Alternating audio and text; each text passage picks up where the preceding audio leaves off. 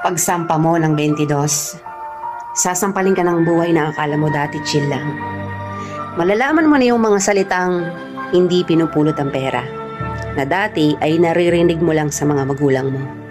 Magtatrabaho ka, magbabayad ng tubig at kuryente.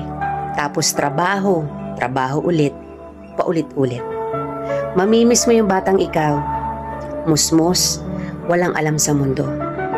May mga gabing bibilangin mo ang oras ng tulog mo kasi akala mo makakatulong ito.